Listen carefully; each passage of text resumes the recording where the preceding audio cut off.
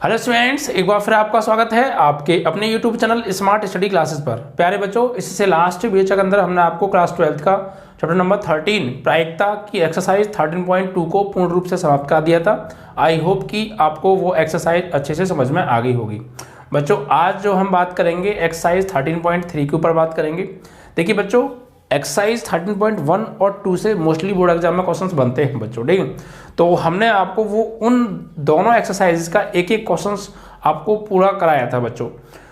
मैंने बताया पहली एक्सरसाइज और दूसरी एक्सरसाइज अगर दोनों को कंबाइन कर लें तो 95% क्वेश्चंस वहीं से बनते हैं बच्चों। 13.3 4 से नहीं बनते हैं, बहुत कभी रेयर केस में कभी एक मिल जाता है, अदरवाइज नहीं मिलता। वरना जब हम प्रैक्टिस सेट्स कराएंगे तब भी आप देख लीजिएगा, आपको मिलेंगे ही नहीं। और फिर भी अगर क्वेश्चन आ भी जाएगा तो हम जो है उसे अनसॉल्व में निपटा लेंगे, बिकॉज टाइम कम है, एग्जाम नियर है। तो अब हम स्टार्ट करेंगे आपका अनसॉल्व, ठीक है। तो एक आध दो दिन में आपका अनसॉल्व स्टार्ट हो जाएगा बच्चों, ठीक है। आज जो मैं 13.3 एक्सरसाइज में जो बताने वाला हूँ आपको, बेसिकली इसके बेसिक कॉन्सेप्ट के बारे में बताऊंगा। और उन मतलब इस एक्सरसाइज में दो टाइप के क्वेश्चंस मिलेंगे। एक तो आप तो बेस थ्योरम होती है, क्या होती है, वेज थ्योरम, उसके आधार पर क्वेश्चंस आते हैं, ठीक है। और एक प्रतिदर्श समष्टि की विभाजन, इन दो क्वेश्चन पे बच्चों दो कॉन्सेप्ट जो है क्वेश्चंस आते हैं बच्चों, ठीक है। तो इन दोनों कॉन्सेप्ट को मैं क्लियर कराऊंगा, बताऊंगा क्या क्या ये थ्योरम है, कैसे इनका यूज करना है। और बच्चों इसके बेस पर दो क्वेश्चन आपको कराऊंगा जो आपकी ही बुक के एग्जाम्पल्स हैं। मैंने एग्जाम्पल इसलिए सोचा क्योंकि देखिए क्वेश्चंस तो बहुत ज़्यादा हैं इस एक्सरसाइज में और आते भी है नहीं, तो टाइम वेस्ट करना उन पर इस समय ठीक भी नहीं होगा। लेकिन अगर आपको फिर भी करने हैं तो जितना मैं कॉन्सेप्ट कराऊंगा उस कॉन्सेप्ट को आप अच्छे से समझ लीजिएगा और उनके आधार पर दो एग्जाम्पल जो आपकी यही बुक के हैं बच्चों उन्हें कराऊंगा। इतना कर लेंगे आप, ठीक है, तो आप अगले एक्सरसाइज को आराम से कर सकते हैं विदाउट एनी प्रॉब्लम, ठीक है। लेकिन टाइम वेस्ट मत कीजिएगा, अब बाकी चैप्टर जितना आपने पढ़ लिया उसको सॉलिड कर लीजिए बस बच्चों, ठीक है। तो आइए जो बात करते हैं, सबसे पहले क्या क्या इसका टॉपिक है इसको आप अच्छे से समझ लीजिए बच्चों, ठीक है। तो देखिए इसमें वेज थ्योरम आने वाली है एक तो, ठीक है, और एक संपूर्ण प्रायिकता की प्रमेय एक ये आएगी, और तीसरी चीज है बच्चों एक प्रतिदर्श समष्टि का विभाजन, ठीक है बच्चों, प्रतिदर्श समष्टि का विभाजन। तो पहले हम बात करेंगे प्रतिदर्श समष्टि के विभाजन के बारे में बच्चों, ठीक है। प्रतिदर्श समष्टि का विभाजन, ठीक है, ये क्या होता है इसको समझते हैं, इसकी डेफिनेशन को लेते हैं बच्चों। तो प्रतिदर्श समष्टि का विभाजन मतलब बच्चों यहां पर इसकी डेफिनेशन लिखता हूं, माना E1 E2 E3 dot dot dot En, माना E1 E2 E3 dot dot En घटनाओं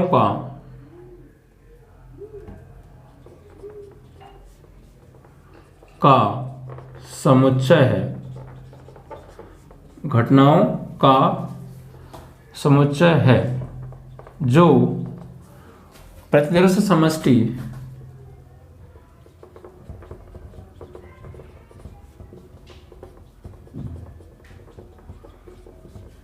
S से प्रदर्शित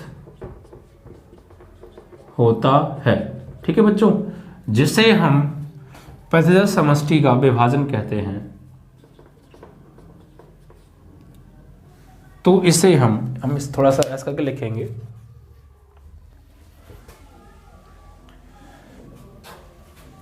थोड़ा सा चेंज करेंगे, जो प्रतिदर्श समष्टि S को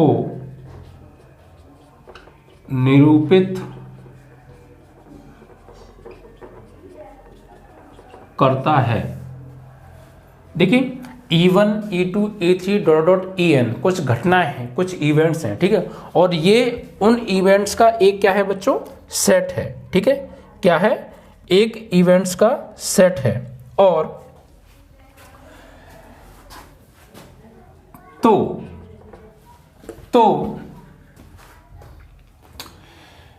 कोई घटना, मान लीजिए कोई घटना ले ली हमने ए, कोई घटना ए है जो इस एस प्रतिदर्श समष्टि एस से ही ली गई है। जैसे मान लीजिए कि प्रतिदर्श समष्टि विभाजन क्या है बच्चों, मान लीजिए कि हमारे पास E1 E2 E3 dot En कुछ घटनाएं हैं कुछ घटनाएं, ठीक है, उनका एक सेट है, ठीक है। यदि वो प्रतिदर्श समष्टि S को निरूपित करेगा तो उसको हम कहेंगे प्रतिदर्श समष्टि का विभाजन, ठीक है। और कुछ और शर्तें हैं, और मान लीजिए कि हमने इन्हीं घटनाओं में से कोई एक घटना ले ली A, कोई एक घटना है A जो इन्हीं घटनाओं में से ली गई है, मतलब S प्रतिदर्श समष्टि को ही निरूपित कर रहा है, उसमें से ली गई है, ठीक है। तो 3 शर्तें हैं बच्चों, 3 शर्तें होंगी प्रतिदर्श समष्टि के विभाजन के लिए। क्या? जो भी इसमें घटनाएं शामिल हैं बच्चों, E1 E2 E3 dot En, number 1 पहली शर्त ये होगी बच्चों, कब प्रतिदर्श समष्टि का विभाजन माना जाएगा, उसके लिए 3 शर्तें हैं, उन बात को ध्यान दीजिए। पहली शर्त ये होगी कि जैसे मान लीजिए कोई भी 2 इवेंट्स उठा लीजिए आप, इसमें से E1 से लेके En तक आप कोई भी 2 घटना ले लीजिए, E1 E2 ले लीजिए, या E1 E4 ले लीजिए, या E4 E7 ले लीजिए, समथिंग कुछ भी ले लीजिए, कोई भी 2 घटना ले लीजिए। अगर हम उनका इंटरसेक्शन निकालें, यानी वो आपस में इस प्रकार से ज्वाइंट हों, वो आपस में ज्वाइंट हों और इस प्रकार से ज्वाइंट हों कि अगर हम उनका इंटरसेक्शन निकालें तो फाई आए। क्या आए? फाई। यानी मान लीजिए हमने एक घटना E1 ले ली और एक घटना E2 ले ली और इनका इंटरसेक्शन निकाला तो क्या आया बच्चों? फाई। तो शर्त ये है कि जो घटनाएं, ये जिन घटनाओं का समुच्चय प्रतिदर्श समष्टि S को निरूपित करेगा, वो घटनाएं आपस में ज्वाइंट होनी चाहिए, डिसजॉइंट, और इस तरीके से ज्वाइंट यानी इस तरीके से मिली होनी चाहिए कि कोई भी 2 घटना ले लें आप और उनका इंटरसेक्शन निकालें तो फाई मिले, ठीक है। क्या मिले? फाई मिले, ठीक है। कोई भी चीज उनमें कॉमन हो ही ना, ठीक है। एक शर्त ये। दूसरी शर्त बच्चों क्या है? दूसरी शर्त ये है कि यहां पर एक तरीके से हम I1 और I2 लिया है, तो हम I1 की जगह पर E1 E2 लिया है तो इसकी जगह I और J भी कर सकते हैं। क्यों? क्योंकि I और J, ये ऐसा क्यों कर रहे हैं हम? 1 और 2 क्यों नहीं ले रहे? क्योंकि 1 और 2 सिर्फ 1 और 2 को दर्शा रहा है। I J का मतलब है, अब I की जगह आप कुछ भी ले सकते हैं, 5 ले लीजिए, 7 ले लीजिए, 9 ले लीजिए। J का मतलब है J की जगह भी आप कुछ भी ले सकते हैं, ठीक है। देखेंगे यहाँ पे जहां I बराबर 1, 2, 3 डॉट n, यानी यहाँ पर कुछ भी हो सकता है, 5 भी हो सकता है तो E5, और यहाँ 7 भी हो सकता है तो E7 को ले लीजिए। मतलब किन्हीं भी 2 इवेंट्स को ले लीजिए, कहाँ उसका नंबर कुछ भी हो, यहाँ कुछ भी नंबर हो, तो I बराबर 1, 2, 3 डॉट n तक कुछ भी हो सकता है, ठीक है। एंड J बराबर भी 1, 2, 3, 4 डॉट इन्फिनाइट, कुछ भी हो सकता है, ठीक है बच्चों। और दूसरी शर्त यह है बच्चों कि जो प्रोबेबिलिटी निकल के आएगी वो, यानी कि जो प्रोबेबिलिटी निकल के आएगी EI या EJ, वो ग्रेटर देन 0 होनी चाहिए, ग्रेटर देन 0 होनी चाहिए, ये बात आप ध्यान रखिए। और तीसरी शर्त बच्चों ये है कि जब भी, जैसे मान लीजिए 2 से अधिक हैं, सपोज कि E1 intersection E2 intersection E3 dot जितनी भी हैं इंटरसेक्शन En, जो भी हैं, अगर हम उनका इंटरसेक्शन निकालें, क्या निकालें? इंटरसेक्शन, तो वो S के इक्वल आना चाहिए। ये 3 बातें अगर आप ध्यान रखेंगे तो आपको प्रतिदर्श समष्टि के विभाजन की कंडीशन मिल जाएगी, ठीक है। यानी कोई भी सेट अगर प्रतिदर्श समष्टि विभाजन को निरूपित करेगा तो उसके लिए शर्त 3 ये होंगी कि जो भी इवेंट्स का सेट है उनमें से आप कोई भी 2 इवेंट्स को ले लीजिए,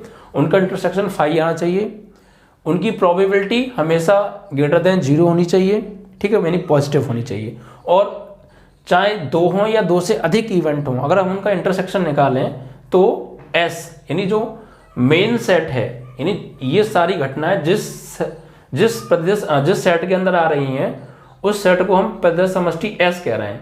तो अगर हम इनका इंटरसेक्शन निकालें तो वो S के इक्वल आनी चाहिए, किसके? S के इक्वल आनी चाहिए। तो अगर ये 3 बातें पाई जाएंगी तो हम कहेंगे कि वो एक जो है किसी भी प्रतिदर्श समष्टि का विभाजन है, ठीक है बच्चों।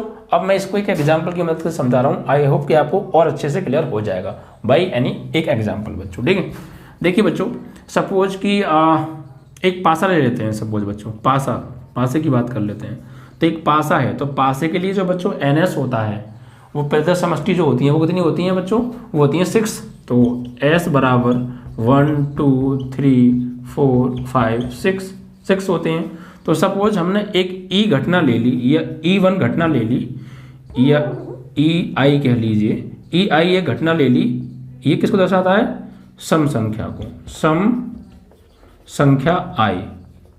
भाई पास से को टॉस किया और EI हमने घटना मानी कि एक सम संख्या को दर्शाता है, सम संख्या I पासे पर टॉस करने पर। तो भाई क्या आएगा? सम संख्या में 2 4 6 आ सकता है, ठीक है।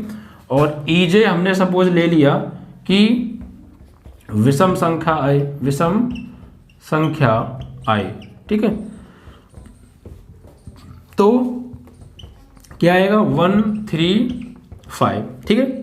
अब देखिए, अब यहाँ पे आप इन शर्तों को चेक कीजिए, ये 3 कंडीशन चेक कीजिए कि यहाँ पे बात बन रही है या नहीं बन रही। तो अगर हम EI इंटरसेक्शन EJ निकालें तो क्या I के सैंपल पॉइंट्स और J के सैंपल पॉइंट्स में कुछ कॉमन है? No common. It means that is equal to 5। तो पहली शर्त कंप्लीट हो रही है, ये होना चाहिए।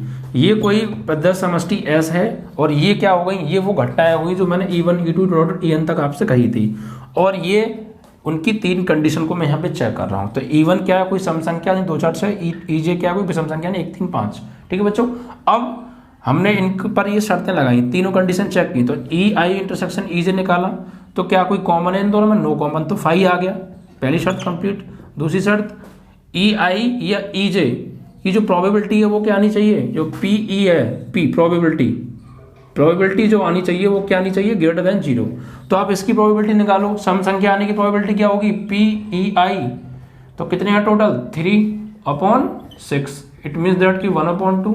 ऐसे यहाँ पे PEJ की अगर आप निकालेंगे तो क्या आएगी? 3/6 1/2। इट मीन्स तो ग्रेटर देन तो 0 है।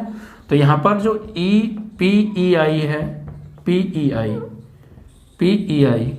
या PEJ, ये भी क्या है? ग्रेटर देन 0 है बच्चों। तो दूसरी शर्त भी कंप्लीट हो रही है। और तीसरी है कि अगर इंटरसेक्शन निकालें तो वो S के इक्वल आनी चाहिए। यहाँ घटना 2 है, 2 से ज़्यादा भी हो सकती हैं, जितनी भी हो। तो यहाँ पर अगर हम निकालें कि EI इंटरसेक्शन EJ, तो इंटरसेक्शन का मतलब क्या होता है बच्चों? इंटरसेक्शन का मतलब ये होता है कि मतलब इन सब में जो चीज़ एक्चुअली यहाँ इंटरसेक्शन नहीं, एक्चुअली यहाँ पर इंटरसेक्शन नहीं, यहाँ यूनियन आएगा। क्या आएगा? यूनियन बच्चों, यहाँ यूनियन आएगा। हाँ, तो इन दोनों, इनका जब यूनियन निकालें, यूनियन मतलब समष्टि समुच्चय अगर हम निकालें, ठीक है, तो क्या आना चाहिए? ये चीज़ समष्टि समुच्चय आएगा बच्चों यहाँ पे, ठीक है, यूनियन, ठीक है। तो इनका अगर हम यूनियन निकालें तो मेन जो प्रतिदर्श समष्टि है S, वो आना चाहिए। तो इनका जब हम यूनियन निकालेंगे तो E की वैल्यू क्या है और J की वैल्यू क्या है? EJ की वैल्यू। तो इन दोनों को सम्मिलित करके, सम्मिलित समुच्चय, कौन सा समुच्चय? सम्मिलित समुच्चय, सम्मिलित करके लिखेंगे। और सम्मिलित करने में बच्चों कोई भी एलिमेंट्स रिपीट नहीं होता, ये आपने 11वीं क्लास में पढ़ा भी होगा सेट चैप्टर के अंदर बच्चों, ठीक है। तो यहाँ पर इसका और इसको मिला के लिखेंगे, तो यानी कि 1 चलेगा, 2 चलेगा, 3 चलेगा, 4 चलेगा, 5 चलेगा, 6 चलेगा, सब आ जाएंगे। और ये किसके इक्वल आ रहा है बच्चों? S के इक्वल आ रहा है। देखो S में ही तो सारे एलिमेंट्स थे, ठीक है। तो ये 3 कंडीशन अगर पूरी होंगी तो हम कहेंगे कि वो प्रतिदर्श समष्टि का विभाजन है। आई होप कि आपको ये इस एग्जाम्पल से समझ में आ गया होगा। यहाँ पर यूनियन कर लीजिएगा, करेक्ट कर लीजिएगा, ठीक है। बाकी आपका ये 3 शर्तें पूरी हो रही हैं तो हम कहेंगे कि वो प्रतिदर्श समष्टि का विभाजन है। Is that clear? चलिए, तो ये आपकी एक डेफिनेशन कंप्लीट हो गई। अब हम बात करेंगे बच्चों इसके बाद संपूर्ण प्रायिकता की प्रमेय के बारे में, ठीक है बच्चों। संपूर्ण प्रायिकता की प्रमेय के बारे में क्या है संपूर्ण प्रमेय की प्रायिकता, उसको थोड़ा सा देखते हैं, फिर आपके जो है सीधे एग्जाम्पल्स की हम बात करेंगे बच्चों, ठीक है। तो यहाँ भी बच्चों यही शर्तें हैं जो मैंने आपको बताई हैं, बस थोड़ा सा ध्यान आपको देना है, ठीक है बच्चों। चलिए,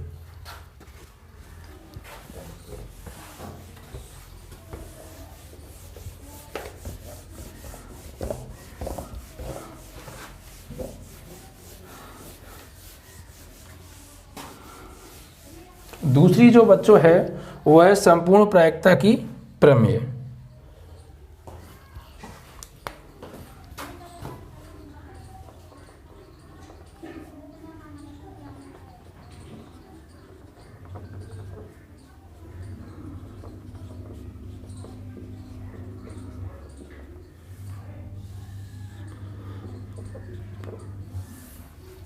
संपूर्ण प्रायिकता की प्रमेय। अब ये क्या है? ये भी बच्चों जो मैंने भी आपको बताई थी डेफिनेशन, उसी से मिलती जुलती हैं। बेस थ्योरम और ये तीनों चीज़ें एक दूसरे से कनेक्ट हैं बच्चों, ठीक है।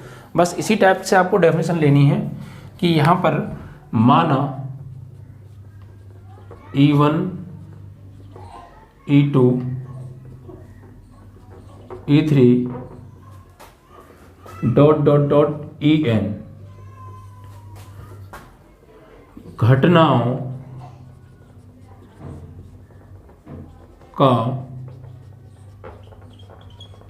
समुच्चय है जो प्रतिदर्श समष्टि S को निरूपित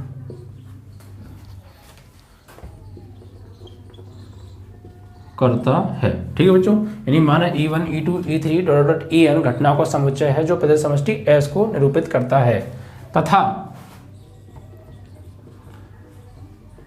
A कोई घटना है जो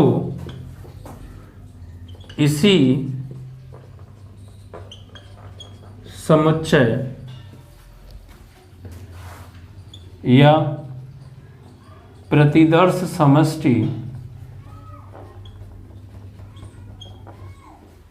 S से ली गई है, तो ठीक है, प्रतिदर्श समष्टि S से ली गई है तो बच्चों हम कह सकते हैं कि संपूर्ण प्रायिकता की प्रमेय, संपूर्ण प्रायिकता की प्रमेय तो संपूर्ण प्रायिकता की प्रमेय जो हमने इस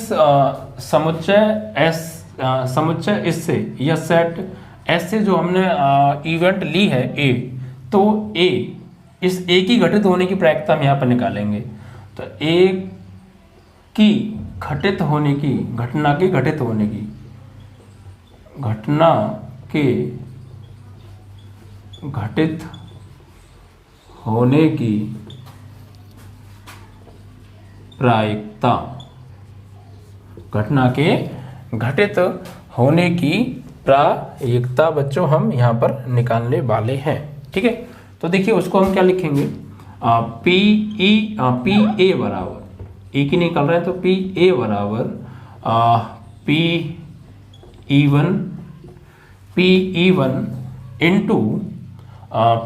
one into conditional probability P A upon E one, फिर plus P E two conditional probability P A upon E two, E one हो गया, यहाँ पे ई टू हो गया, and plus dot dot dot dot dot dot plus P E N conditional probability P A upon E N.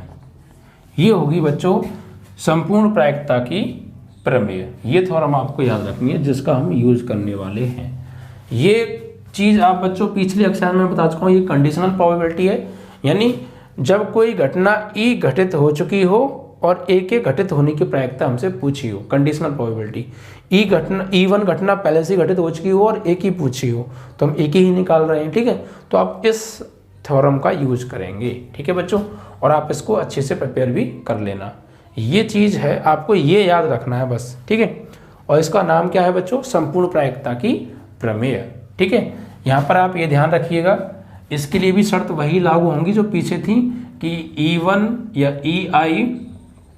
EI intersection EJ जो आना चाहिए वो फाई आना चाहिए, जो प्रोबेबिलिटी ऑफ EI या EJ है वो बच्चों ग्रेटर देन 0 होनी चाहिए, और E1 intersex E1 union E2 union E3 dot dot क्या आना चाहिए, एस्केप इक्वल आनी चाहिए। ये तीनों शर्तें भी इसमें अप्लाई होनी चाहिए। कह सकते हैं कि बिल्कुल पीछे वाली ही चीज़ है, बस आपको ये फॉर्मूला और इसमें इंक्लूड कर देना है, ठीक है। क्या होता है PA, ठीक है, E1 E2 E3 dot EN कोई सेट है इवेंट्स का जो 10 समष्टि S को रिप्रेजेंट करती हैं, और A कोई इवेंट है जो उसी सेट से ली गई है, E1 E2 E3 dot EN के सेट से ही ली गई है। तो उसके घटित होने की प्रोबेबिलिटी क्या होगी बच्चों, तो PA बराबर PE1 conditional probability PA upon E1 plus PE2 conditional probability PA upon E2 and dot dot PEN conditional probability PA upon EN। ये आपको प्रिपेयर कर लेनी है बच्चों अच्छे से, ठीक है। इसके बेस पर मैं आपको एक एग्जांपल कराऊंगा अभी, ठीक है। उससे पहले एक थ्योरम और है, उसको समझ लेते हैं, या फिर ऐसा कीजिए आप पहले उस क्वेश्चन को ही समझ लीजिए, ठीक है। वो आपके ऊपर डिपेंड करता है। चलिए मैंने क्वेश्चन करा दिया, अब इस बेस पर मैं आपको इसके आधार पर एक क्वेश्चन करा देता हूँ, ठीक है बच्चों। एक एग्जाम्पल है बच्चों, ये पेज नंबर पे आ जाइए आप, आपकी बुक में होगा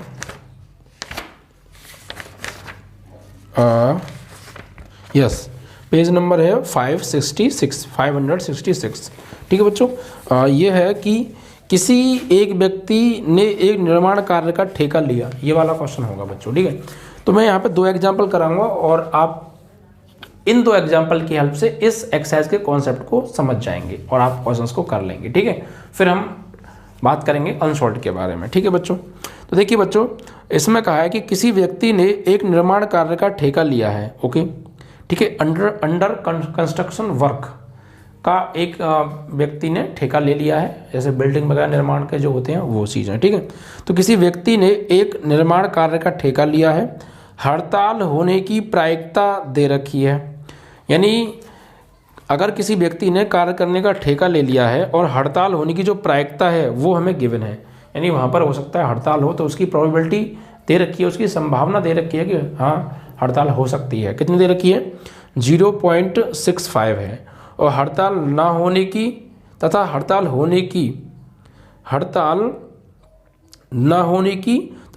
होने की स्थितियों में निर्माण कार्य के समयानुसार पूर्ण होने की प्रायिकताएं भी बच्चों हमें दे रखी हैं। पूर्ण होने की प्रायिकताएं 0.80 तथा 0.32 है। निर्माण कार्य के कामानुसार पूर्ण होने की प्रायिकता बतानी है बच्चों। यानी यहाँ पर किसी ठेकेदार ने किसी काम को करने का ठेका लिया और वहाँ पे हड़ताल होने की संभावना जताई जा रही है, ठीक है। तो उस हड़ताल होने की प्रोबेबिलिटी भी दे रखी है, और फिर ये भी कहा कि हड़ताल हो या हड़ताल ना हो, हड़ताल होने की स्थिति में भी काम होने की प्रायिकता दे रखी है, हड़ताल नहीं होगी उस स्थिति में भी काम होने की प्रायिकता हमें दे रखी है। तो इस बात की प्रायिकता ज्ञात कीजिए कि कार्य के निर्माण कार्य के समानुसार पूर्ण होने की प्रायिकता कार्य क्या है, मतलब कार्य के होने की प्रायिकता हमसे पूछी है बच्चों, ठीक है। तो आइए इसके लिए कुछ कंडीशंस जो हमें दे रखी हैं पहले हम उनको लेट कर लेते हैं, ठीक है बच्चों। फिर उसके बाद बात करेंगे आगे क्वेश्चंस के बारे में, ठीक है बच्चों। चलिए तो देखिए यहाँ पर एक्चुअली जो है हम मानेंगे थोड़ा सा, ये आप लिखा रहने दें, कोई दिक्कत नहीं है, ठीक है। यहाँ पे बच्चों एक तो ये कहा है कि किसी व्यक्ति के निर्माण कार्य का ठेका लिया है, तो हड़ताल होने की प्रायिकता जो है वो हमें दे रखी है, ठीक है बच्चों। चलिए हड़ताल होने की प्रायिकता हमें दे रखी है और पूछा है कि निर्माण कार्य के समानुसार पूर्ण होने की प्रायिकता ज्ञात कीजिए। तो जो पूछा है पहले उसे मान लेते हैं। एग्जाम्पल है बच्चों ये आपका 15, माना ए जो प्रायिकता है, ए प्रायिकता इस बात को दर्शाती है कि निर्माण कार्य समयानुसार पूर्ण होने की प्रायिकता है। माना ए बराबर निर्माण कार्य समयानुसार पूर्ण होने की प्रायिकता को दर्शाता है। पूर्ण होने की प्रायिकता को दर्शाता है। ठीक है बच्चों, और आगे इसमें कहा है फिर, अब देखिए आगे क्या कह रहे हैं कि किसी व्यक्ति के निर्माण कार्य करने का ठेका लिया, हड़ताल होने की प्रायिकता हमें दे रखी है बच्चों। बी बराबर मान लेते हैं बच्चों हम, बी हड़ताल होने की प्रायिकता, हड़ताल होने की प्रायिकता को दर्शाता है। ठीक है बच्चों, तो देखिए हड़ताल होने की प्रायिकता जो है वो हमें दे रखी है, तो यहाँ लिख लेते हैं हड़ताल होने की प्रायिकता, यानी कि पी बी बराबर, भाई बी किसको दर्शा रहा है, हड़ताल होने की प्रायिकता को दर्शा रहा है, तो पी बी बराबर, यानी हड़ताल होने की प्रायिकता क्या है, वो हमें दिया है बच्चों 0.65, इसको हम लेंगे 0.65। ये तो हो गई हड़ताल होने की प्रायिकता। हड़ताल ना होने की प्रायिकता क्या होगी, तो उसके लिए ये होने की प्रायिकता है, ना होने की निकालनी है तो 1 में से घटा देंगे। तो हड़ताल ना होने की प्रायिकता, ना होने की प्रायिकता क्या होगी बच्चों, हड़ताल ना होने की प्रायिकता होगी पी बी डैश बराबर 1 माइनस पी बी। ठीक है, इसको होने की प्रायिकता को 1 में से घटा दो तो ना होने की प्रायिकता यानी डैश निकल के आ जाएगा। तो पी बी डैश बराबर 1 माइनस 0.65 है, इसको जब हम घटाएंगे तो ये आएगा 0.35। इसके बाद बच्चों इसमें कहा है कि हड़ताल ना होने की तथा हड़ताल होने की स्थितियों में निर्माण कार्य समयानुसार पूर्ण होने की प्रायिकता दे रखी हैं, यानी हड़ताल ना हो और फिर भी कार्य समयानुसार पूर्ण हो जाए। ठीक है, यानी कि हड़ताल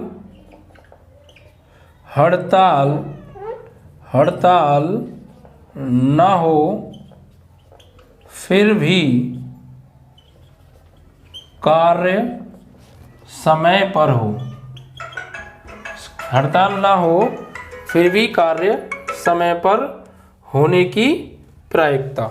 ठीक है बच्चों, हड़ताल ना हो फिर भी कार्य समय पर हो, तो इसकी प्रायिकता दे रखी है हमें पी। हड़ताल ना हो, हड़ताल होने के लिए हमने बी कहा है, हड़ताल ना होने के लिए बी डैश, और फिर भी कार्य समय पर हो तो it means A upon B dash, यानी कंडीशनल प्रोबेबिलिटी आ गई, यानी हड़ताल ना हो फिर भी कार्य समय पर हो। ठीक है, तो P A upon B dash हमें दे रखा है 0.80, तो 0.80, और इस बात की भी प्रोबेबिलिटी हमें दे रखी है कि हड़ताल हो फिर भी कार्य समय पर हो, हड़ताल ना हो फिर भी कार्य समय पर हो उसकी प्रोबेबिलिटी 0.80, और हड़ताल हो फिर भी कार्य समय पर हो, यानी हड़ताल हो तो हड़ताल होने के लिए हमने बी कहा है तो बी, और फिर भी कार्य समय पर हो, तो इसकी प्रोबेबिलिटी कितनी दे रखी है बच्चों में 0.32। ठीक है, अब हमें इस बात की प्रोबेबिलिटी कही है कि कार्य समय पर पूरा हो जाए, इस बात की प्रोबेबिलिटी निकालो। तो कार्य समय पर पूरा होने की प्रायिकता, तो कार्य ए समय पर पूरा होने की प्रायिकता, इट मीन्स कि पी ए हमसे निकलवाया बच्चों। अब देखिए ये तो बहुत सारी घटनाओं n घटनाओं के लिए है फॉर्मूला, अगर 2 घटना दे रखी हो 3 घटनाओं दे रखी हो तब भी यही फॉर्मूला काम करेगा। कैसे करेंगे, यहाँ हमारे पास सिर्फ 2 ही घटना है, एक हड़ताल हो और एक हड़ताल ना हो, तो दोनों को जोड़ देंगे। यहाँ बहुत सारी n घटनाओं के लिए जोड़ रहा है, 2 घटना है तो 2 को जोड़ दिए, 3 है तो 3 को जोड़ देंगे, जोड़ना है कुल मिला के बस। तो क्या लगेगा फॉर्मूला लगेगा यहाँ पे पी सबसे पहले अगर हम बात करें कि हड़ताल ना हो फिर भी कार्य समय पर पूरा हो, इस बात की प्रायिकता यानी P B dash into P A upon B dash plus हड़ताल हो फिर भी कार्य समय पर पूरा हो तो P B into P A upon B. ठीक है, अब ये वैल्यू आप सब्स्टिट्यूट कर दीजिए यहाँ पर, तो पी वी डैश की वैल्यू वो हमने निकाली है 0.32 0.35 into P A upon B dash की वैल्यू, यानी हड़ताल ना हो फिर भी कार्य समय पर पूरा हो। इट मीन्स दैट कि ये है 0.80 प्लस हड़ताल हो ने की प्रायिकता हमें गिवन है 0.65 और हड़ताल ना हड़ताल हो फिर भी कार्य समय पर पूरा हो इस बात की प्रायिकता, यानी पी ए अपॉन बी 0.32। अब इन्हें सॉल्व आउट बच्चों बस करना है आपको। तो देखिए यहाँ पर मैं कर देता हूँ इधर पी ए बराबर इनका मल्टीप्लाई 8 पंजे 40 और 8 तिया 24 और 4 28 और 0 पॉइंट कितने बार 2 बार इसमें यानी 4 टाइम, ठीक है। एंड प्लस इधर 32 का मल्टीप्लाई 65 में करना है, तो भाई कैसे करेंगे 32 पंजे तो ये हो गया 160, 32 पंजे 160, ठीक है। 32 पंजे 160 का 0 हासिल लागे आपके 16, ठीक है। और 32 छक्का हो गया ये आपका 106 18 और 2 छिक्के 12, 192, 32 छिक्का 192, ठीक है बच्चों। 192 और 16 और है आपका कैरी, तो 8 9 और 1 10 का 0 और 1 और 1 2, ठीक है। 6 और 2 8 9 और 1 10 का 0 1 और 1 2 एंड, ठीक है। और कैरी लगेगा यानी 192 आ गया कुल मिला के, और कैरी लगेगा आफ्टर 4 टाइम, ठीक है। अब इनको बच्चों ऐड कर लीजिए, तो ऐड करेंगे तो 0 और ये 0 और 2 आपका आ गया 2, 9 और 8 कितना हो गया 9 और 8 हो गया आपका 17, ठीक है। कैरी 1 और 1 और 1 2 और एक 1 और 2 और 1 3 और एक कैरी और 4 पॉइंट आफ्टर 4 टाइम, इतना आपका आंसर आ जाएगा बच्चों, ठीक है। तो कार्य समय पर पूरा हो इस बात की प्रायिकता आ गई 0.472 या 0.472 समथिंग कह सकते हैं आप, ठीक है। तो इस तरीके से आपको ये क्वेश्चन करना है। बस सबसे पहले एक बार फिर समझा रहा हूँ, एक ठेकेदार था, कार्य को मतलब किसी कंस्ट्रक्शन का उसने ठेका ले लिया, किसी कार्य को करने का ठेका ले लिया। अब वहाँ पे हड़ताल होने की प्रायिकता हमें दे रखी है, तो हमने मान लिया एक जो है कार्य समय पर पूरा हो जाएगा इस बात की प्रायिकता है, बी हड़ताल होने की प्रायिकता है, ठीक है। हड़ताल होने को दर्शाता है, तो हड़ताल होने की प्रायिकता क्या हो जाएगी पीवी इतना, तो हड़ताल ना होने की क्या होगी कि इसमें से 1 को घटा दो, भाई होने की प्रायिकता पता है, ना होने की चाहिए 1 में से घटा दो, तो पीवी डैश आ गया। अब हड़ताल ना हो फिर भी कार्य समय पर पूरा हो इस बात की प्रायिकता दे रखी है। हड़ताल ना हो तो ना होने के लिए क्या है डैश, हड़ताल ना हो फिर भी कार्य समय पर पूरा हो प्रायिकता ये है, हड़ताल हो फिर भी कार्य समय पर पूरा हो इसकी प्रायिकता ये है। डायरेक्ट फॉर्मूला अप्लाई कर दीजिए, आपका आंसर आ जाएगा। Is that clear? इस तरीके से आई होप कि ये क्वेश्चन आपको समझ में आया होगा और आप इस टाइप के क्वेश्चंस एक्सरसाइज से आप कर लेंगे। अब इसके बाद बच्चों आपकी एक थ्योरम और रह जाती है, ये तो क्वेश्चन बेस्ड था संपूर्ण प्रायिकता की प्रमेय पर। अब बेस थ्योरम और समझ लीजिए बच्चों क्या है, ठीक है, और उसके ऊपर एक एग्जाम्पल, और उसके बाद आपकी ये एक्सरसाइज हमारी तरफ से समाप्त मानी जाएगी। आप करें तो कर लीजिएगा, वरना सिर्फ कॉन्सेप्ट को समझ लीजिएगा। क्वेश्चन बहुत कम पूछे जाते हैं, यहाँ से पूछे ही नहीं जाते। फिर भी अगर आ जाएं तो मैं दो टाइप के क्वेश्चन आपको इस एक्सरसाइज में मिलेंगे, दोनों टाइप का एक एग्जाम्पल मैं करा रहा हूँ। टाइम की कमी होने के कारण हम अनशॉर्ट पेपर कराएंगे अब आपका, इस वजह से बच्चों। तो अब है बच्चों आपकी एक थ्योरम और है, जो है कि बच्चों आपकी वेज थ्योरम, ठीक है। कौन सी थ्योरम है बच्चों? Bayes theorem. ये भी बच्चों इसी से मिलती जुलती है बच्चों, वेज प्रमेय।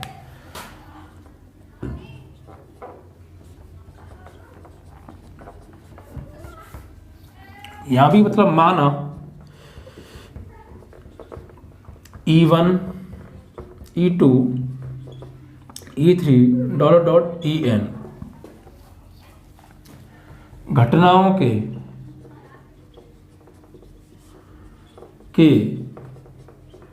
घटित होने की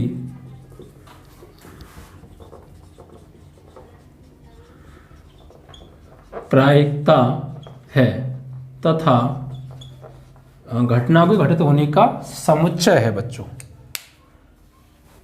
घटनाओं के घटित होने की घटनाओं का समुच्चय है।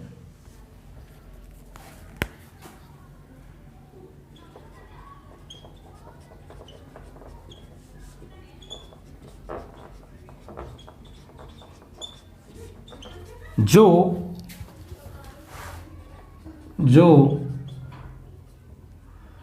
प्रतिदर्श समष्टि S को निरूपित करता है तथा कोई एक इवेंट है, एक घटना है जो बच्चों इसी से ली गई है तथा A कोई अशून्य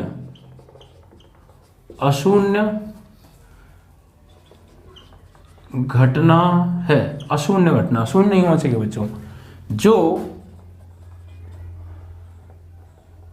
S को निरूपित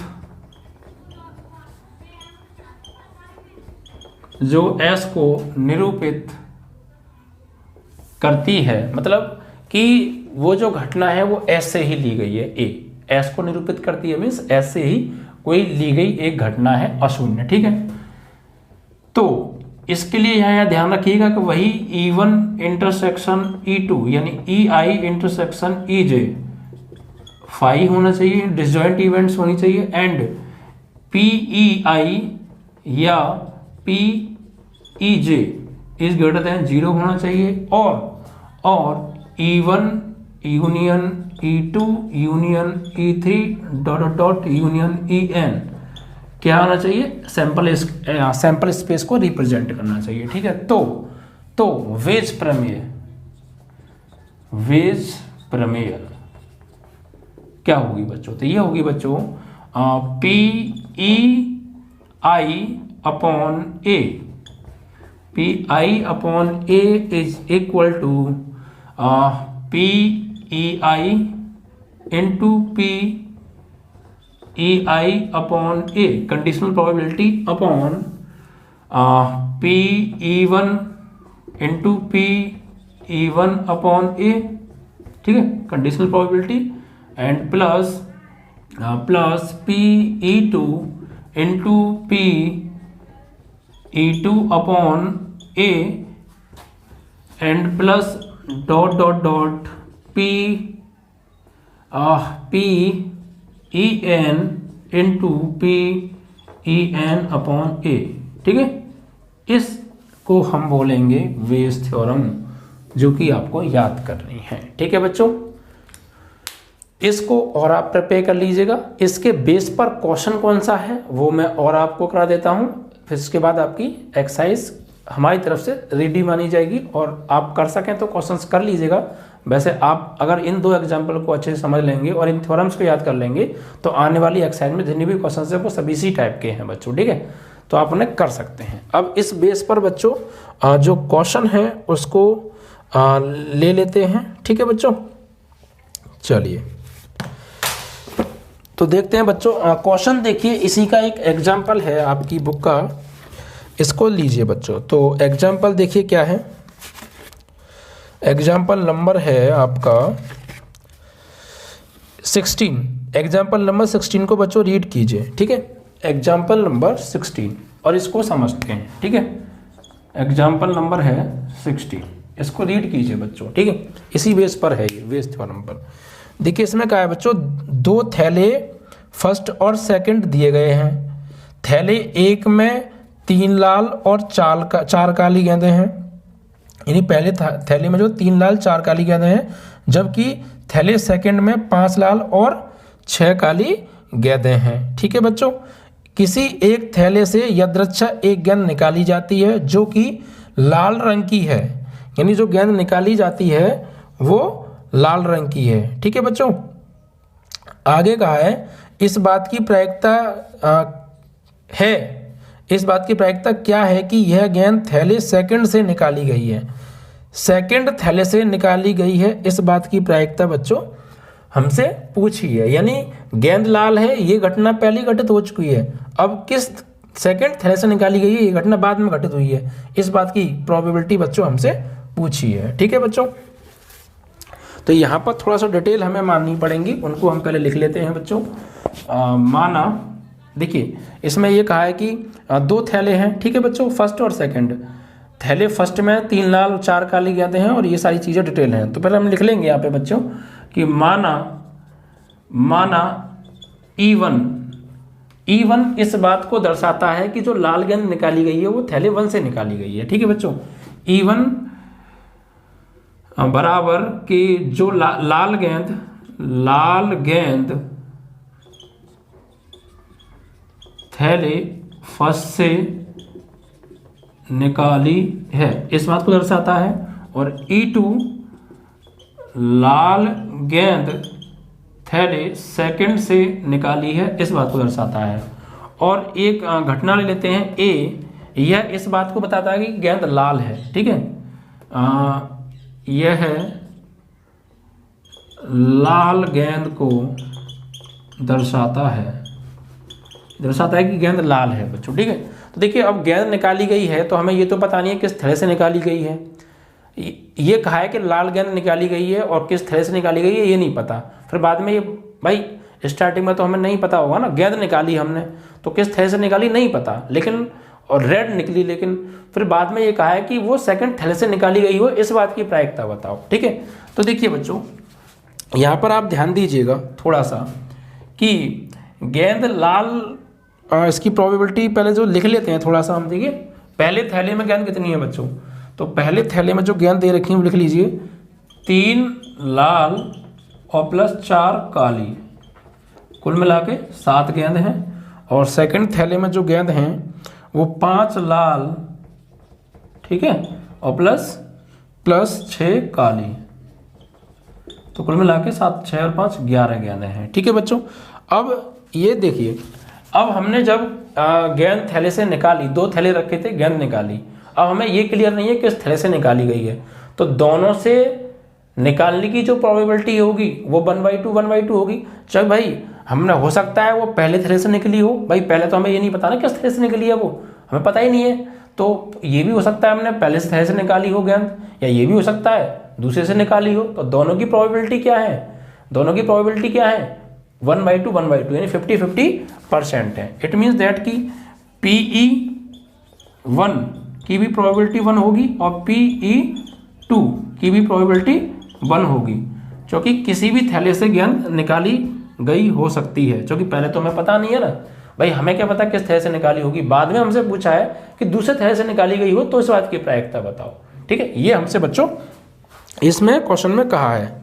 ठीक है बच्चों, देखिए इसमें कह भी रहा है डायरेक्ट कि जो है पहले थैले से निकाली गई हो, दूसरे थैले से है ना, दूसरे थैले से निकाली गई हो इस बात की प्रायिकता बताओ। ठीक है बच्चों, तो देखिए पहले हम ये निकाल लेते हैं कि पहले थैले से निकाली गई होती, मान लो पहले थैले से निकाली गई है तो उस बात की प्रायिकता क्या होगी, अगर मान लो वो पहले थैले से निकाली गई है, क्योंकि हमें तो इसमें कहा नहीं है ना कि किस थैले से निकाली गई है, बाद में कहा है।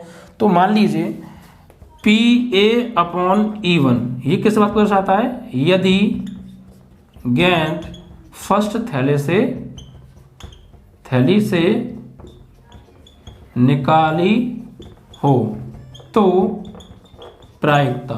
ठीक है, तो प्रायिकता क्या होगी, यानी PA/E, तो पहले थैले में भाई लाल गेंद निकाली है तो कितनी गेंद है लाल, 3, और टोटल गेंद 7। ऐसे ही PA/E2, ठीक है, तो यदि गेंद सेकंड थैले से निकाली होने की प्रायिकता, तो दूसरे थैले में कितनी गेंद है लाल, 5, और टोटल गेंद कितनी है हमसे है 11। ठीक है, अब इस बात की प्रायिकता पूछी है कि गेंद लाल हो लेकिन दूसरे थैले से निकाली गई हो, मतलब PE2/A बराबर PE2 into PA/E2 upon PE1 into PA/E1 plus PE2 into PA/E2।